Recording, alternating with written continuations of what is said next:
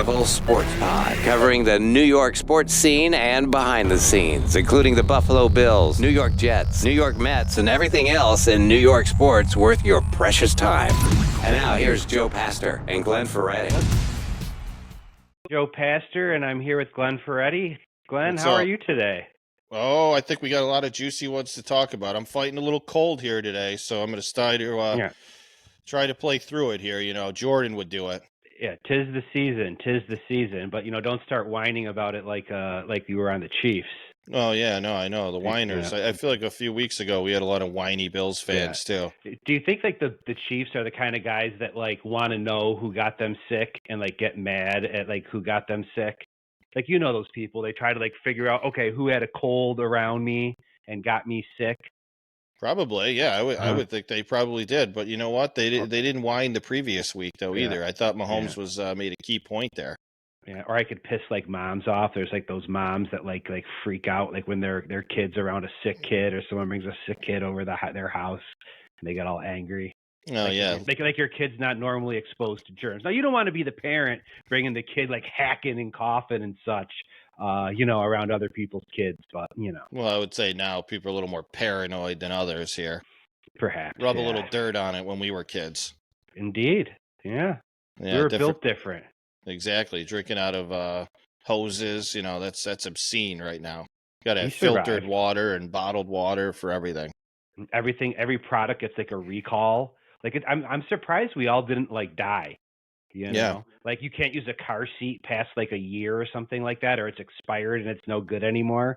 Yeah, I definitely didn't follow that rule. My kids rolled the dice. Yeah. It might not have been a year, but it is some ridiculous thing. I think they're fine. Yeah, you got to go down to the police station and have them check it in just to make sure it's perfectly fit. Yeah. Yeah, it's a different world, that's for sure. Yeah, you do that with your first kid. When you get kid 2 and 3, you're probably not going down to the police station and doing all those adjustments. No, it's like you watched him put it in. You could probably figure it out for kid number 2 and 3. On your case, I guess, 2 on mine. For sure. But yeah, it was a great win for the Bills. Every win matters. They're saying, some people are saying the Bills could maybe lose one more game.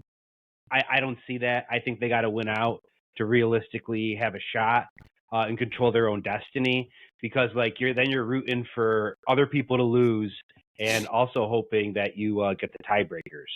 Yeah. Well, we'll definitely go into the playoff scenarios, but I'm sure the audience is eagerly awaiting our feelings on last night's game and really most likely the ending of the game and how it went out. Yeah, the story for me is Josh Allen, particularly in the first half, and then the Chiefs' defense playing very good in the second half. When you look at Josh Allen, I think it was scoring the first touchdown. He converts that fourth down by scrambling, throwing sidearm, and then scores the touchdown, just bulldozing his way. And it's like a rugby scrum going into the end zone from the score.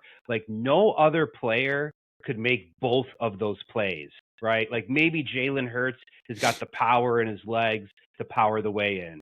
Maybe Mahomes could evade the rush like that, throw a little sidearm, we know he can, and do that, but he's not doing both. Josh Allen is the only guy that's making those plays. And that's why all this talk about Josh Allen interceptions is just ridiculous, because nobody else could do everything that he does. To preface everything that Josh Allen does, to quote someone else, would be when you're talking about Aaron Judge's 60 home runs, to say, oh yeah, he struck out 175 times, so hit 60 home runs, but he struck out a lot. It's just kind of silly to me, because when you look at the Bills and look what he does for the team, other than Mahomes, I don't know who I would want to be their quarterback. Yeah, the only thing I would say is I don't know if at least I don't know if people consider Aaron Judge the best player in baseball. He certainly hit the most home runs. I get that. So, if you want to say Josh Allen is the guy that scores the most touchdowns and completely forget about the rest of his game, but exactly what we were talking about and what we were arguing about, how I'm in the camp of just how important turnovers are and turnovers do matter, even though, Bills fans want to discount them since Mike Greenberg decided to change his allegiance to being a Bills fan before this week. I wonder if he's coming back based on Zach Wilson's game. But you look at last night's game, Bills won the turnover battle, and they won the game. And obviously the fumble in the second half for Rice on Kansas City was a huge turning point in the game. It allowed the Bills to get that go-ahead field goal in the game. So Allen turned the ball over once. The Bills picked off Mahomes and forced the fumble. So, I mean, it's really hard to argue the stats of turnovers not mattering when 70% of the time the team wins the game when they win the turnover battle. Turnovers do matter, but Josh Allen does enough to make up for it. Like Rashee Rice is not going to do enough to make up for that turnover. And I have no doubt that the team that wins the turnover battle is going to win 70% of the time, because usually when you lose the turnover battle, you're not going to have a quarterback like Josh Allen on your team. You're having guys like Zach Wilson or a Jameis Winston or someone of that nature in there for you. So yes, that stat is important, but I think that Josh Allen can transcend that stat, because most teams that are losing the turnover battle don't have a quarterback that could put up the numbers that Josh does. I get that, but we're also, at the end of the day, we're talking about a 7-6 team right now. So Yeah, he and can perhaps lead the league in all offensive categories, but turnovers definitely played a part in some of the losses of the season, and it's not the only reason they're losing. Obviously, he's more of a reason why they win games, probably, than why they lose games. But I'm sure every Bills fan would like to see him protect the ball in certain situations a little bit more. If you just want to play reckless, maybe you might up with a team where they're winning 60% of the games with this type of risk. But if you take away those plays or take away too many of them, you don't get that scrambling and sidearming on fourth down. You don't get the scramble and the shuttle pass to Knox. You don't get the other pass when he's got a guy coming in his face, forcing him out of bounds at the sideline, and he throws a pass 20-something yards downfield. And like, as far as the Bills being 7-6, I mean, that is true, but it's just absurd when you look at these numbers. So of the 7-6 teams, the point differentials, the Broncos are minus 39, Steelers minus 37, Colts minus 16, Bengals minus 7, Texans plus 8. The Bills are plus 104 in point, differential, and that's amazing, because when you have a player like Josh, you're always in a position to win. That's why they're very rarely lose a game by more than one score. You got to go back in the regular season to the last year, to the Colts game. How long ago does that feel like? Yeah, no, I get that, but I understand what you're saying, and I said that last week, that obviously they're probably the best 6-6 team that we've seen in a long time. But you look at, your 3 games, they beat the Raiders 38-10, that was plus 28, 37-3 against Washington, that was plus 34, and then Miami was plus 28 3 weeks in a row. So it pretty much eats up like all of their plus points. Every other game was a competitive game, and that's why they're a 500 team. So they got 3 games where they blew out teams, but the rest of the season, they are in 16-22, 20-25, 14-9, 25-29, 24-18, 18. So they're all one-score games, except for the Jets debacle in 32-6. So in 4 games, they're plus like 120, and 3 out of the 4 teams are terrible. So there's always ways to look at statistics and kind of really read into them, but obviously they have an explosive offense. But at the end of the day, they played a lot of close games this year, and they're kind of they're kind of 500 in those games. And it's a lot of that, I think, though, is coaching. And we've talked about like the problems, with McDermott and the decisions he makes and calling timeouts in defense. Like, I was shocked to get back to the game when had the Toney play had not been called back because he was offsides, it would have been a minute 28, and they would have had 3 timeouts left. I was like, oh, okay, they have a shot. They got 3 timeouts. How do they still have 3 timeouts at the end of a game when McDermott's your coach? I know. So Yes. Surprise for him. Yeah, and I know he was offsides. mhm. But I think we said it to you a little earlier. There's a little footage that came out of him checking with the referee on the play. Eh, Um, did he though? He just was like this. He was like. he pointed at him. No, he pointed He at was like him. this, but he didn't. But he Yeah, pointed, but he snapped his head right around. He made a gesture, but he didn't look at him. So like, if I'm checking in with you, I'm gonna look at you, Glenn, and I'm gonna wait and see if you respond. right. He didn't wait to see if the ref responded. Yeah, I mean, So I he don't think he didn't check in with the ref. I think the ref could be a little more clear with his signal that he's not on there because that's It what they doesn't. do. They've It been doesn't very matter. It doesn't consistent. matter how clear. It doesn't matter how clear the ref was because Toney wouldn't have seen sticks. He could have been riding around on a unicycle, juggling flaming swords, and Toney would have missed it because of how quickly he looked over. Right. Even a former Chiefs player, I had this here, an All-Pro, former Chiefs player, All-Pro center, basically said that he did not check in. What was his name? Mitchell Schwartz Oh, said pointing to the ref and not waiting for a response isn't checking in with the ref. As I've said all along, if he did check, it was this. He pointed to the ref quickly and never got confirmation.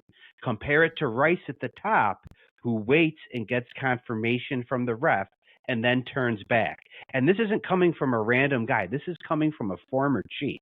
So if anyone's going to stick up for Toney here, like his teammates and like the whiny little Mahomes. And another thing that Josh Allen does that Mahomes doesn't do is lose with class. And I'm a Mahomes guy. I've always said I support him and I like him. And he did walk back and admit he was a bad role model for kids. He did admit that what he felt worst about was his interaction with Josh after the game. He went up to Josh and said that was the worst call he's ever yeah, I seen. loved it. And I the loved class it. act, well, I'm sure you did. You're a Jets fan. But Yeah. the No, class act that Josh did is he walked away. I mean, if yeah, Josh because had he's he so could have classy. He's been a whiny baby his whole career, Josh flopping doesn't all day whine. on the field. But That's you not got to be whining. kidding me. In his press conferences, he's all down and out and beaten and all this crap. And every Bills fan with all the penalties. I think what was it, the Eagles game? I don't remember which game it But was. but Josh didn't blame it on that. He said, I'm not going to say anything about the penalties, right? Josh will always say we should have made plays. I have never once heard him blame the officials. Yeah, see, Once. it pisses me off though because what's like the one thing we talk about, like professional athletes and like press conferences, and it's that they always just toe the corporate line and they just say everything, and you watch the press conference, and then at the end you're like, oh wow, I learned nothing. He basically just said everything, and finally, like Mahomes gets out there and he freaking bashes the refs. And he just says exactly how he feels about the situation, and all he gets is like he's a whiny baby. Well, But he had a good point. he The week before, well, the point that I think that he had a good point was, call. yeah, The ref made the correct call. I get it. He made the correct call, but the week before he made a good point is when it was a clear pass interference that they didn't get against Valdez-Scantling. He didn't bitch and moan that they didn't get the call. So his point of saying, like, I want the games to be decided on the field and let them play a little bit. Don't throw the flag in that situation. Everybody talks about the Super Bowl, and it's like, yeah, they got the flag on them. He didn't go back and say, oh, that was, they should have picked up the flag. Well, nobody's ever going to say that. But he also had a history of he didn't bitch the week before when the call didn't go their way. He went on his business, on to this week. Huh. And then again, 2 weeks in a row. So you got to understand is they won the game, or they lost the game the week before because of a terrible call. Now we're second week in a row. You can't tell me that any fan or any player wouldn't be screaming from the rooftops if they lost 2 games in a row, basically due to refs. The guy being offsides had no impact on the play or anything. But you don't go up and say that to the opposing team after the game. You don't need to be like held back by your teammates on the sideline.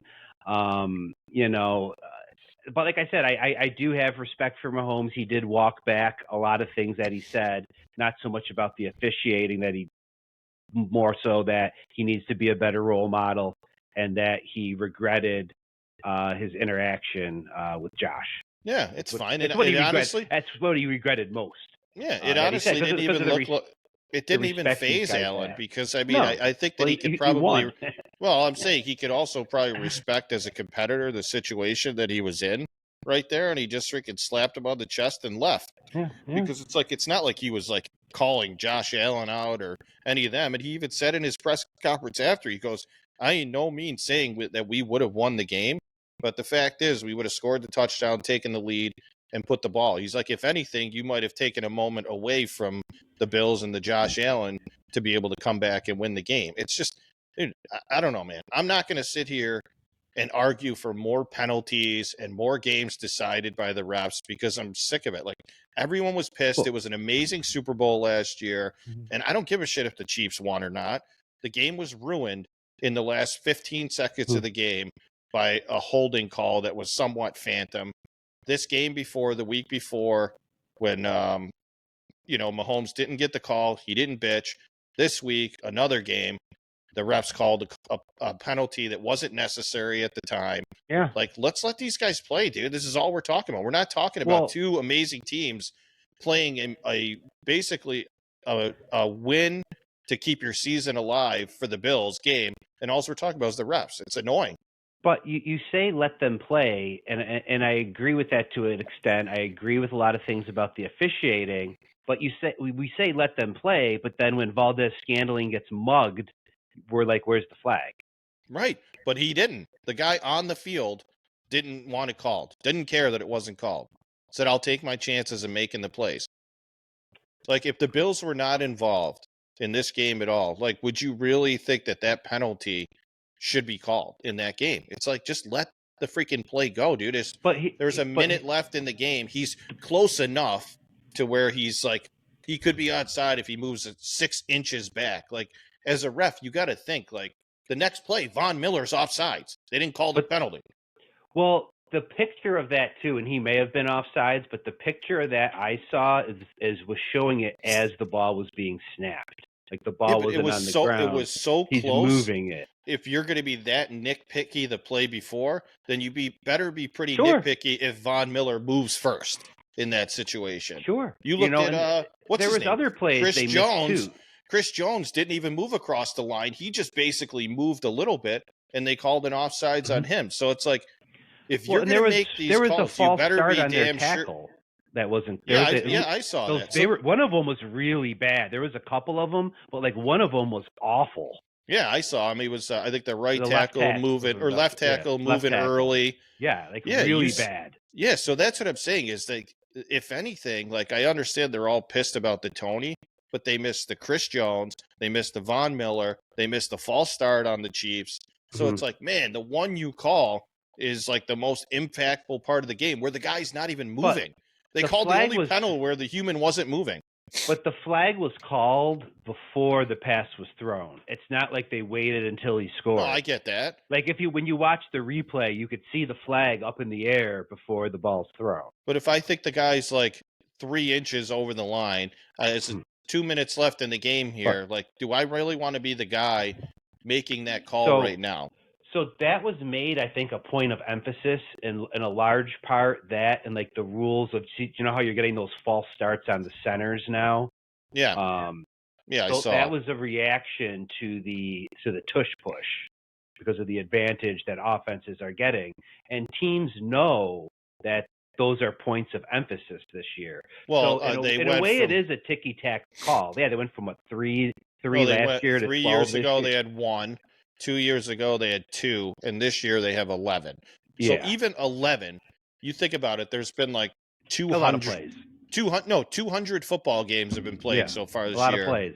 Right. So it's like, dude, we're really not calling it. Like, you could say we're made an emphasis, like, we're not calling it. So or do players know better? Like, is Toney, because someone sent me a question and said, if I asked you before the game who's going to get this penalty on the Chiefs, wouldn't you guess it was Toney? No, no. I would say yes. I don't think so because, dude, you grow up, if you've ever played youth football, You literally just look at the ref, you Mhm. wave, and 99 out of 100, they're just like, "You're good, Yeah, whatever." Like, we got other shit to worry about. yeah, and And then the receiver waits for the not official to always, gesture back. not always. I mean, let's not overdo it. They definitely don't wait because that was obviously a more of a rushed play too. The clock and all those things are come into play. So Rice waited. yeah, no, he did. I'm not saying it wasn't a penalty. I'm just saying it was just an awful time to call a stationary player penalty if you're not going to be calling penalties when the guys are clearly moving in multiple situations earlier in the game. Well, they're They also got to not going know to the get every call situation right. better. Yeah, I know, but they have to know situations better. Like, they're at the top of the most important sport with the most eyes on it. Like, you need to know situational what makes the most So, sense. You don't think there's so when ever a a penalty on a Hail Mary? There's so when a never a team, penalty on a Hail Mary. no, they don't call those Right. in the So end zone. that's what I'm saying is they know the situation. Yeah. Yeah. But so it's like, where do you draw the line then on penalty on a team is driving at the end of the game? That means they can't get a penalty. No, if somebody has a toenail over the line and they're on the offensive line and their job is to stand on an imaginary line, like, it's not like there's like lines down the whole field. But you need Your to know job better. You need to know better I'm sorry, but you need to if know this better as a situation was professional. reversed, there would be no way you would be saying that, but that's You fine. need to know better. Yes, I would. I Yeah, would be I'm mad sure. at the player, particularly Yeah, if I'm it was sure. Gabe Davis. I would be mad at him. Yeah, I was rooting for the Bills. I just still think it's the most because that guy just saved their entire But season. look, there's a lot to be learned from this situation. And as a matter of fact, I think Santa's got something to help with the learning for the Kansas City Chiefs and their fans. Oh, I'm surprised it's not for the refs. It's Peppa Pig. There you go. Oh, wait, there's more. It's a learn and discover book. It says A is for apple, B is for ball, C is for catch. And it's got a little diagram about how to catch the ball, because Kadarius Toney didn't just go offsides. He did have a very big drop in the game as he keeps making blunders. But there's more here to learn for the Chiefs and their fans. He did catch the lateral, though. Yep. E is for elephant and F is for fair. So the Chiefs fans want to complain when the one time the refs don't give them a big call. But remember that one in the Super Bowl. But Chiefs fans and their fans need them all. Yeah, of course they do. Every fan does. And look at this one. L is for the line of scrimmage. So maybe, Mr. Toney, you could put this on your iPad and study it, and you'll know how to line up properly. Yep. See if Von Miller and his one tackle on the season need it too. I don't know what he's in such a hurry to get the back there for.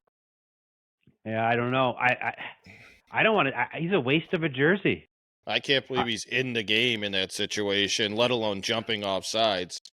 I know. I don't get it. I really don't. Well, I mean, obviously it was a huge win for the Bills.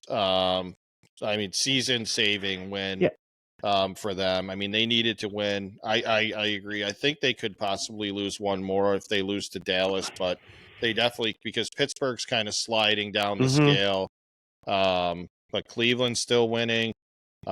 Cincinnati's winning with Browning, which was 2, but you still got the Colts who lost to get.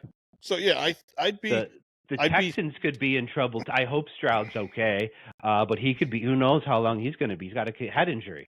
Yeah, you don't know. He could miss 2 games, and even if he comes back, he's lost both. I don't know how serious Nico Collins' injury is, but he lost Tank Dell.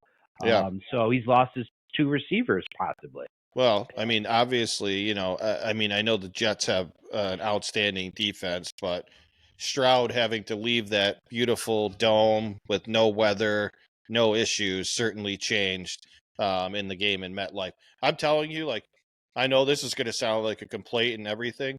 It has poured in almost every home game for the Jets this season. Mm-hmm. I know because I had tickets to every game almost and didn't go to any of them. It rained during Kansas City, torrentially. That actually wound up being a good game. New England, Atlanta, this week. I don't think it was raining opening night, actually, the week Aaron Rodgers. And I think there might be another game too. But it has been horrendous weather. And when we played in Buffalo, when Zach Wilson played, it was terrible as well. It was freezing cold. It wasn't a great night to play football. But so it's like this guy has kind of played in terrible conditions, Zach Wilson, and Stroud had to make that jump to this game. And now all of a sudden, it's not so easy. Like he had, I think my son and I looked, he had negative 10 yards passing in the third quarter with all the sacks and everything added up into his passing yards. I think they said he only completed 5 passes to, might have been total or to a receiver. Like they made him look beyond a rookie, like way beyond a rookie. So you chalking that up to more of the weather than the Jets defense? No, he had 10, 10 total completions for 91 yards. No, I would chalk it up to obviously an outstanding defensive effort. But dude, it's really like overlooked like how hard it is to play in that type of game. Yeah. When you're an East Coast team, dude, we're not playing in Dallas where it's beautiful weather.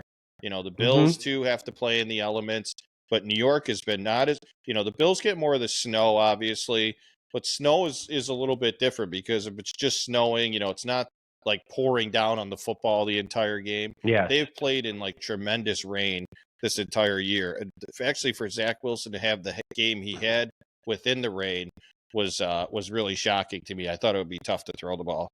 Yeah, I mean, even as a fan, being in a rainy game is so much worse. Was it last year or the year before? Was it the Texans game? And thankfully, it wasn't cold, but it was raining, and it was like 60 something, maybe 70 to 60 degrees, maybe, and it was snowing. I mean, I can't even speak. And it was raining. Degrees snow. Yeah, but it was like 60, 70 degrees raining, and it was terrible. Much less like 40 degrees, and terrible. Yeah, no, to have to throw a football and to throw for 300 yards. I mean, regardless of the weather, before I really thought Wilson would have a big game. I think I texted a few people. Like I thought the 2 bets of the week this week were Garrett Wilson over 55 yards and Zach Wilson over 189, because he was literally just saying all week, I'm going out there and having fun. Like I'm just going to let the ball rip. Like, it's like when you're betting, like, and you hear that from a quarterback, it's like, all right, man, like, this is where you want to roll the dice, whether it works out or not. Which is so weird because, like, what the media was saying about him going up in the leading up to the game was that he was being given the opportunity to start, but he didn't want to play. Yeah. And that just seemed weird to me. So maybe that wasn't true. I don't know. Did you hear anything else about those reports? Yeah, I mean, there was a bunch of reports that he didn't want to play, but he's a competitor, and Aaron Rodgers is his mentor. Like, there's no way the guy's not playing. So, obviously, you saw Tim Boyle got ran out of town pretty quickly after that. So, there's a lot of, rumors that he was the mole, but I didn't think there was any reason to think that he's not going to go out there and play.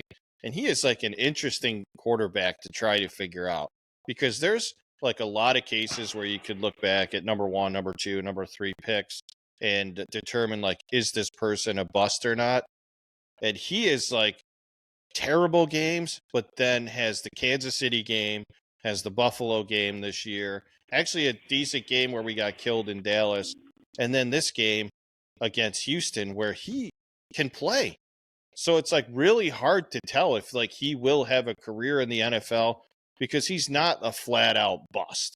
Like there are guys like Josh Rosen, Jamarcus Russell, you can name Akili Smith, like these guys that are like highly touted, and you could tell them they just blow up right away and they're just garbage. Like he's had Johnny Manziel. I mean, the guy had a 300-yard game, a 300-yard game in the rain, 2 touchdowns, where 2 weeks ago he was benched. So, like, if he does have a career, I just wonder if it can be in New York. Yeah. But it's almost like they're just waiting to jump all over this guy. If this was last year, I feel like I would agree with you 100% that there would be no future. But watching every press conference, and even this one after a good game, like he's starting to figure out New York to where he knows what to say, what not to say. He handles the media really well. Where last year, like, dude, they murdered him. They murdered him. Yeah, last year it was deserved. This year, I don't think it's deserved. So I just wonder if they'll ever accept him.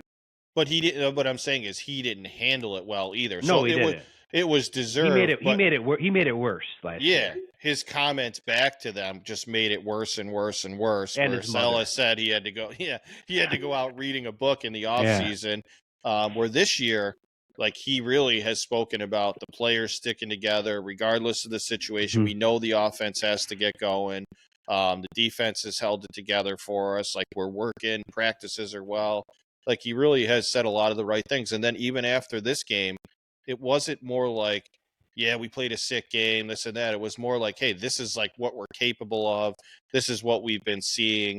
And we were finally able to, make it happen. He even talked about a couple of the plays where it's like, yeah, you want to take shots downfield, but early in the game it's smart to just get the offensive plays moving along, move the ball down the field, take some of the early checkdowns, and then the team can see that you're moving the ball, and then you start taking the shots down the field. So he's certainly evolving. It's just what level of consistency like will we ever get from the guy? Because it's risky, dude. Do you start over with another rookie quarterback, or do you trust that if Aaron Rodgers has a full season next year, that Zach Wilson can continue to make strides for a year and a half from now to play football? Well, they better do something about that line if they think Aaron Rodgers is going to last a full season. Yeah, but we haven't had the same line. I mean, that's something they have to address. I think they know that. But we've had yesterday, nobody went out as a lineman.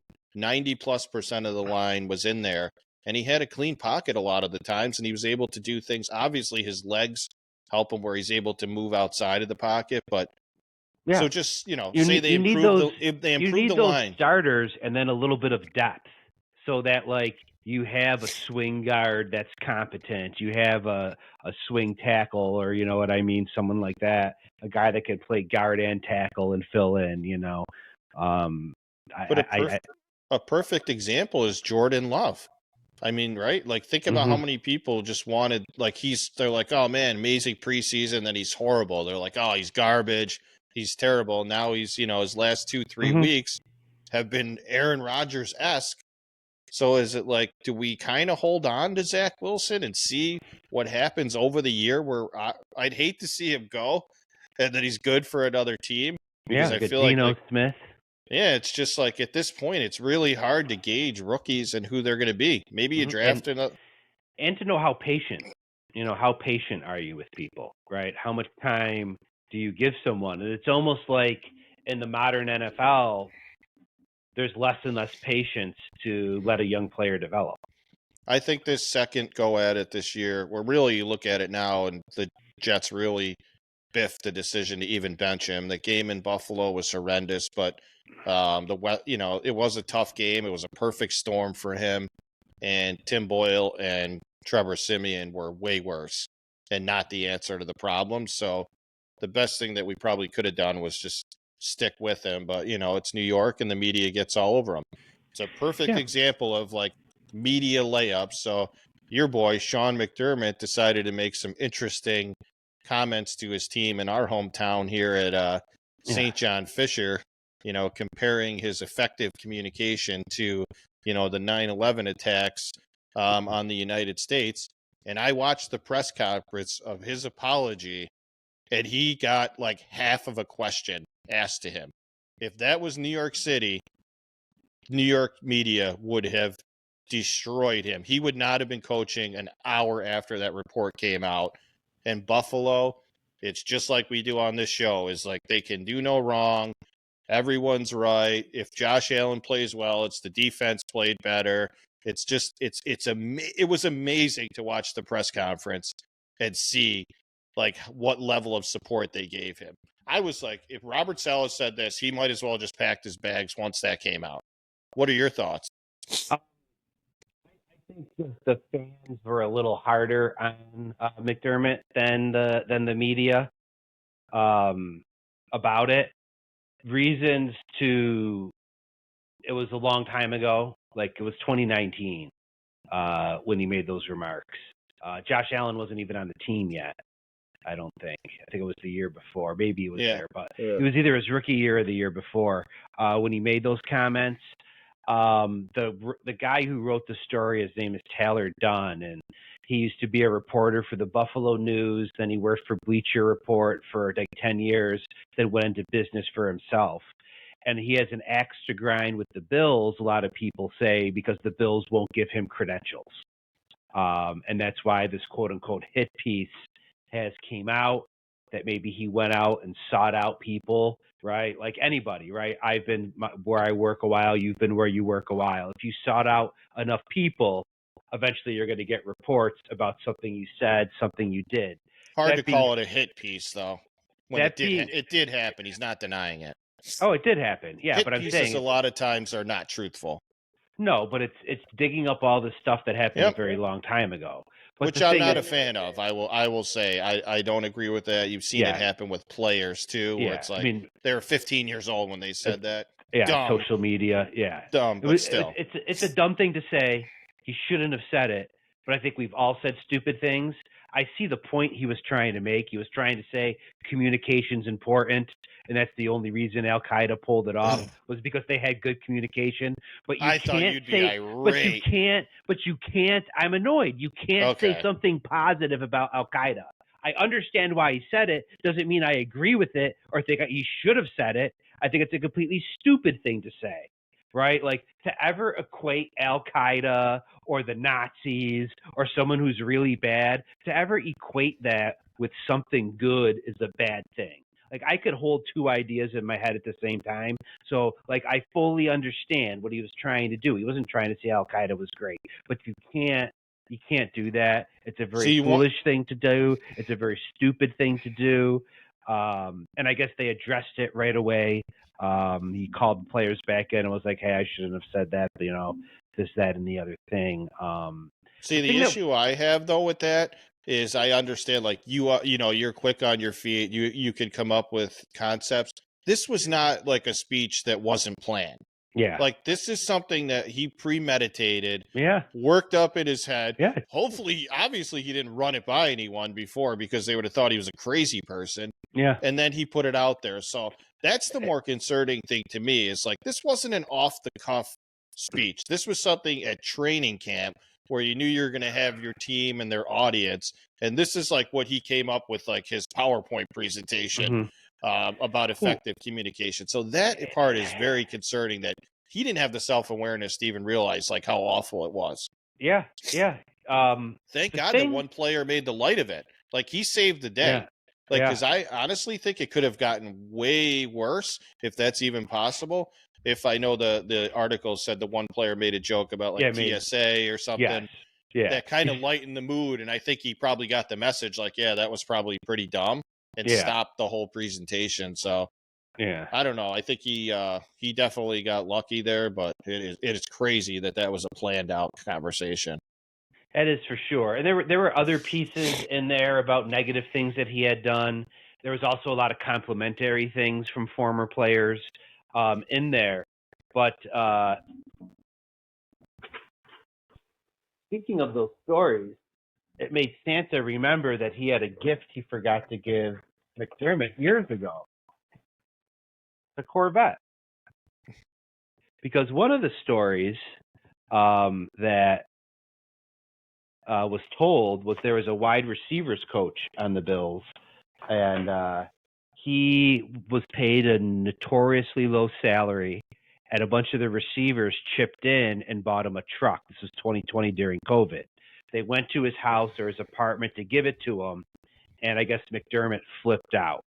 And they don't really get into enough details about it, but they made it seem like it was like this thing out of jealousy, that he was jealous of the relationship that this wide receivers coach had with the guys. Or it also could have been because it was during COVID that they broke the protocols. Right. They were outside, and now we look at it now and we know that doesn't do very well in the ultraviolet rays outside. But why was this, right? Was it this thing out of jealousy? In that case, that's more problematic because that flies in the face of the culture thing that he talks about, that we're a family here and all this other stuff. Like, if I was the head coach, I would love that. if one of the guys under me was so tight with the players that, and I believe it was Gabe Davis who started it when Gabe was a rookie, said, hey, we got to do something, you know, for this guy, for all he's done for us, and he gets paid so little money, and they bring him a truck and bring it to him. So is it that? Is it because of the COVID? I don't know. I find that story to be very disturbing because it would go against the culture thing if it wasn't that he was furious about breaking the protocols. But these guys are all over each other anyway at practice. Right. Yeah, maybe things aren't as hunky dory in Buffalo as appears to be. And you put that together with the situation with Brian Dable, the cold handshake between the two. So yeah, you wonder what's going on, you know, with McDermott in Buffalo. So yeah, I was not happy with the 9/11. I wasn't happy with a lot of stuff in this report. I do give Tyler Dunn credit for being forthcoming and saying, look, this is what happened with me and the Bills. Yeah. So he made everybody know, making it clear this is what's going on. The other thing was the timing of the piece. Like, why does this piece come out halfway through the bye week? Right. Yeah, like, you would think it would have been the most crucial time for the team and the season. So was it not only a hit piece on McDermott, is it a hit piece on the entire team? What is this guy doing now? I have no idea. He's got his own website or news company called Go Long. So he's not a coach or anything anymore. The wide receiver coach? Yeah. He's in Jacksonville. Oh, okay. He left, because then he left. The other damning piece of evidence is this guy that was so beloved, he left and a ladder removed. I think it was Hall. He left, and he's now the wide receiver coach in Jacksonville. And look at the success their receivers have. Right. Calvin Ripley turned Evan Ingram into a receiver. That's a miracle in itself. Yep. Zay Jones, having a career resurgence. So the question is, did he leave for more money, or did he leave because he knew McDermott was rubbed the wrong way? And that's probably a little bit of both is what it sounds like. Yeah. Yeah, it's crazy. Well, I mean, he stuck around. I would have, I think you guys dodged a few of those bullets there, because who knows what would have happened if they would have lost that game, especially with some of the coaching decisions down the stretch of the game with the 3 straight passes, but Kansas City only had 2 timeouts. And that's the thing, though, is like, I have such a hard time with that, because at the time I was watching it, I was like, that's stupid, let's run the football. But don't sometimes, at least the Bills fans, criticize McDermott for being too conservative at the end? Like, in a way, they needed a touchdown. In a way, being up 6 points against the Kansas City Chiefs is not enough. Yep. At least in my mind. When the Chiefs had the ball, was it 2nd and 15 at midfield? I still thought we were going to lose. Yep. I'm sure. And that's why the victory is so big, is because the Bills not only didn't collapse at the end, like they have so many times with 12 men on the field, letting New England drive down on you, the punt return in overtime to the Jets. We could sit here and go on and on. But that they held fast and won the game against a team like the Chiefs, I think does a lot for the psyche. If even all the fans are sitting there thinking, man, we're done, we're going to lose. Yeah. Some of the players have to be thinking that as well, I would think. Yeah. I don't know. I would have, honestly, I would have just liked to see at least one run to burn, one timeout. Like, burning no timeouts to me is crazy in that situation. All right, you burn one. James Cook was running pretty well in the game. Maybe you get 4 or 5 yards. Now you're in a 2nd and 5. Maybe you throw one there to try to convert it. But to me, I don't know how many coaches would have went 1st down, 2nd down, 3rd and 10, throwing the ball in that situation. Like, they already wasted a timeout. So now at least you get them with one. And if you pick up the 1st down, you win the game, most likely anyway. So just a weird, I don't know, there's just continuously is weird coaching decisions. And I think it's just kind of building the book, is that he just may not be like the best head coach. And you can almost see the relief at the end of the game of the Bills pulling off the game. I think it was more like, hey, you saved my ass. Like, I made some pretty dumb decisions there coming down the stretch. But yeah, I saw part of it also of just the relief of what he went through this week. of like his character being assassinated. Like even Josh said, he goes, if you want to criticize people on this team, if you want to criticize me for my decision making, other players for our execution, McDermott for his, he said McDermott's play calling. He goes, all of that's fair. He goes, but to insult, he goes, he's one of the best humans I know, and to insult his character. But again, we talk. What is he going to say? I guess he didn't have to say. I guess he didn't have to say anything. He just could have said they were uncalled for. But he did go on and on about these things. I thought that was kind of telling. So I do think he's a good human. As much as I get annoyed with him as a coach, I do think he's a good human. I do think he made a mistake, even though it was an incredibly stupid mistake. I do think he's a good person for everything that I see. He's not getting a pass from me on that one. So. If you were not a Bills fan, there's no way you'd be giving him a pass either. No, I never said I was giving him a pass. I said it was incredibly stupid. Yeah. Yeah, no, I know. But I saw there was another report actually when we're talking I'm not going to go. I'm not going to go like put poop on his porch and light it on fire. No, plenty of people probably will do a lot more than that. But it is an incredibly stupid thing to say. Yeah, no, it was interesting because he talked about McDermott and their coaching tree, and I had sent this article to someone else talking about Dable, who appears to be like the most liked guy in the world too. And they had a report come out as well where it was talking about Dable was not very well liked among the coaches in New York. Apparently, he is very tough on the defense, even though the defense has been the backbone of the team throughout the tenure in New York. So it's like, sometimes like these offensive guys, and even though things aren't coming, they're coming down on like the defense, but we always think we know everything about these coaches, and players are just like I said in the beginning, where like I love that Mahomes just said what was on his mind. Like most players, Jets, Bills, quarterbacks, like they're going to just toe the company line and say what you want them to say because they don't give you spicy material. Once in a while, you get the Chad Johnsons or the Mahomes blow up that you're able to kind of catch a glimpse inside, and I kind of love that stuff. So. I don't know. It was pretty cool to see. They know what they need to get done. Helps the Bills. Helps my Bills bet to make the playoffs. So hopefully that continues.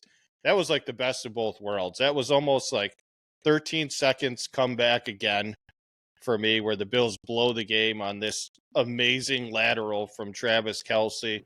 So who cares? My bet loses. Like not a big deal. But you know what? They won, and the bet stays alive. So, like, if that continues the whole rest of the season, like, I'm getting my money's worth. And how about it almost happened on the day Frank Wycheck died. I know. Isn't that crazy? They stole that from us, too, them freaking stripes. Well, you saw, I think the Bills' odds, like, went down to 25-1 for the Super Bowl from 50. Yeah, the New York Times calculator went from 14% to 40% after it was this week. Yeah. So but I mean, I think Super Bowl odds went you got good odds. In half. Well, I'm saying that's how quickly one game could change everything.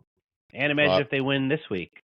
Yeah, we'll see. And depends on who else loses, of course. I know. Well, the Jets. Let's see. So we got the Bills. Who are they playing? Oh, Miami, right? Who the Bills? The Bills play Dallas. Don't the Jets play Miami this week? Bills, Dallas. That's what I was saying. No, Jets. Yeah, Jets. Miami, Bills, Dallas. Coming up. Yeah, Miami. Yep. Miami's on tonight. So we got a 1:00 game, and yours prime time again. Yeah. So the Bills are 4:25. 4:25. Yeah. Yeah, that's a cool game. Cool time to go to a game. It is. Bills are going to want. We got Vikings and Bengals, so you're going to want Vikings. You're going to want the Lions to beat the Broncos. Yep. Steelers and Colts. I don't know who you want to win that game. Yeah. What would they have the same record now? So yeah, it doesn't really matter, I guess. Yeah. I know the Colts have a very easy schedule. The Bills haven't played either one of them, right? No. So, yeah. You have Lions and Broncos, so hopefully the Lions could take care of them. Yep. You got Texans, Browns, Titans. So yeah, you want the Titans to win. Which backup quarterback maybe, and then you have Bears and Browns. So who knows what you're going to get out of Justin Fields? Is that guy a bust or what? Like, what's going to happen with Justin Fields? He's a very interesting hard. question to look at. Yeah, I don't know what they're going to do with him, but I'm running out of steam here with the flu game here. It's in the fourth quarter. Oh yeah, maybe we pick up Fields next week or save it for some off-season talk. Yeah, save that for some off-season, and also maybe don't want to stretch out this podcast like the Dodgers stretched out paying Toney. Yeah, no kidding. I love it how they justify it. It's like, oh, we're getting two guys in one. It's like, not really. He's one guy. I mean, right now he's not even pitching either. Did you see what they did with his contract? No, I saw there was something with the luxury tax. So, no, listen to this. Ohtani's going to receive $20 million of a $700 million contract over the next 10 years. And then from 2034 to 2043, they're going to pay him the rest of the $680 million. $680? That's crazy. Yeah. I don't know. Why would he agree to that? I think so they could sign other players. That maybe they want to bring that Yamamoto in. I feel like you could get more than like a couple million, though. I mean, it could be like, give me $10 million a year. I guess he really doesn't need much money to live. They said, he doesn't have to move or anything. Yeah, maybe he's just a simple dude, you know? I mean, it's got to be tough surviving on $2 million a year. Was his contract big before that? I don't even know. He must have signed a big deal to come to the Angels, right? He must have. So, yeah, I don't know what it was before that. I'd have to search it, but I can't remember. He must have. I mean, they're obviously offering massive contracts to all the Japanese players coming over the United States. Let's see if Sport Track has it. Yeah. I mean, but $700 million for a guy that, I mean, they think he's going to pitch, but we'll see. This year, he said he might only be a DH. He is 29, so 10 years. Oh. Yeah, so he made $30 million last year, $5 million the year before, $3 million, $259,000 in 2020, $650,000 in 2019, and $545,000. Yep, signing bonus $2.3 million. Yeah. So maybe he likes his backloaded contracts. I don't know. Yeah. Maybe he wants to feel like he earned it. He's got Or it's just, he's about security and knows he's going to have it in the future. Yeah. I don't know. Or he wants to win so bad. Yeah, more power to him. I mean, the Dodgers better sign some pitching. But because he's had him and Trout on the same team for how many years, and they haven't been that good. So we'll see what happens. Seems like the teams that win the World Series always have some pitching. And right now, the Dodgers are definitely lacking in that category. Yeah. All right. I got to sign off. I'm fighting the fight here. All right, man. All right, buddy. Good talk. Bye. Thank you for listening to Rival Sports Pod. Please make sure to like and subscribe on YouTube or wherever you listen to your podcast. You can also email us at rivalsportspod@gmail.com with any topics, ideas, or questions.